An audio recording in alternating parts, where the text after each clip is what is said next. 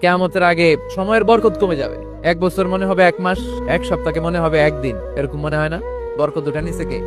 বিশ্বনবী কিয়ামতের ছোট আলামতের ব্যাপারে যা যা বললেন সেগুলো যদি আমরা ধারাবাহিকভাবে শুনতে চাই, তাহলে প্রথমেই যে আলামতটার কথা বলতে হবে সেটা হচ্ছে বিশ্বনবীর এই পৃথিবীতে, এই ধরাতে আগমনটাই হচ্ছে কিয়ামতের সর্বপ্রথম আলামত। এরপরে বিশ্বনবী বলেছেন কিয়ামতের আগ দিয়ে সমাজে ফিতনা ফাসাদ বেড়ে যাবে। আপনি যেদিকে তাকাবেন ওইদিকেই ফিতনা, আপনি চাইলেও আপনার ঈমান বাঁচাতে পারছেন না।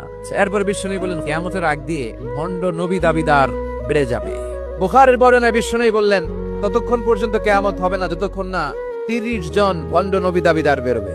এরপর বিশ্বনবী ফরমান কিয়ামতের আগে মারামারিটা বেড়ে যাবে কিয়ামতের আগ দিয়ে। এখন দেখেন খালি মারামারি, কুপাকুপি। এরপর বিশ্বনবী বললেন কিয়ামতের আগ দিয়ে আমানতের খেয়ানত হবে। সাহাবীরা আবার প্রশ্ন ছুড়লেন, না হে নবী, আমানতের খেয়ানত কেমন করে হবে? বিশ্বনবী বললেন যে লোকটা যেই চেয়ারে বসার যোগ্য নয় তাকে যখন ওই চেয়ারে বসিয়ে দেওয়া হবে তখনই কিয়ামত হয়ে যাবে। এরপর বিশ্বনবী বললেন তাতাউল ফিল বুনিয়ান, কিয়ামতের আগে বড় বড় টাওয়ার বানানোর প্রতিযোগিতা শুরু হয়ে যাবে। বিশ্বনবী বললেন কাবার পাশে টাওয়ারের উচ্চতা যদি পাহাড়ের চেয়ে উঁচু হয়ে যায়, জেনে রাখো কিয়ামত বেশি দূরে নাই, কিয়ামতের ছায়া তোমার উপরে ছায়া দিচ্ছে। এখন মক্কা শহরের পাহাড়ের চেয়ে হাইট বেশি এরকম বিল্ডিং আছে না নাই? কাবা ঘরের পাশেই তো একটা আছে, জমজম টাওয়ার, 120 তলা উঁচু। এরপর বিশ্বনবী বললেন কিয়ামতের আগে পোশাক পরিহিতা উলঙ্গ নারীদের সংখ্যা বেড়ে যাবে। পোশাক পরিহিতা উলঙ্গিনী মানে বোরকাও পড়বে, বোরকাওয়ালি, তিনি বোরকা পরেন কিন্তু টাইট ফিটিং বোরকা। এই নারীগুলো জান্নাতে তো প্রবেশ করবেই না, জান্নাতের ঘ্রাণও নাকে লাগবে না।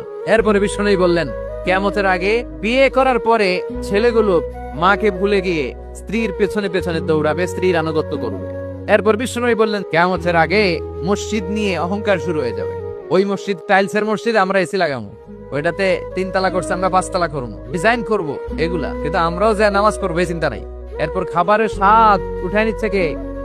আগে খাবারের যে স্বাদ ছিল এখন এটা আছে। বিষ্ণু বললেন কিয়ামতের আগে লোকজন শুধু পরিচিতদেরকে সালাম দিবে, অপরিচিতদেরকে সালাম দিতে চাইবে না। কিয়ামতের আগে খুতবাগুলো লম্বা হবে আর সালাতগুলো খাটো হয়ে যাবে।